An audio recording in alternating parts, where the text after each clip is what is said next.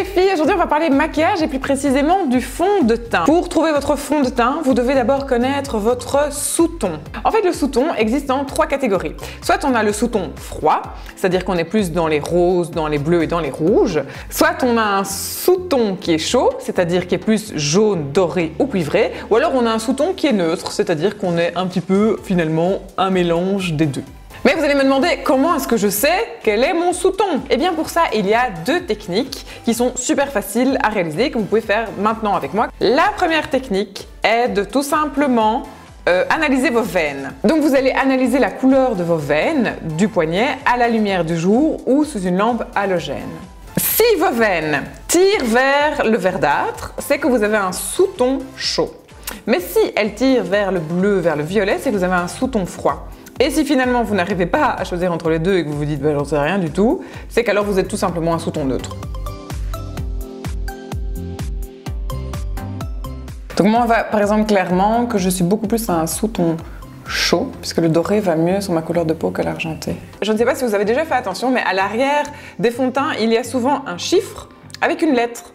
Et généralement la lettre c'est N pour neutral, neutre, donc les sous-tons neutres. Ensuite, on a des fonds de teint avec un W qui veut dire warm pour les sous-tons chauds. Et on a également les fonds de teint où il est écrit C comme cool, froid. Mais évidemment, pourquoi faire simple quand on peut faire compliqué? Parce que oui, les filles, il y a des marques qui partent du principe qu'elles divisent en 3 catégories, donc chaud, neutre ou froid, donc W, N ou C. Mais il y a d'autres marques qui se disent non, on va faire plus compliqué. Nous, on va faire avec du rosé par exemple. Donc ne vous étonnez pas, il y a certains packaging qui présentent un petit R.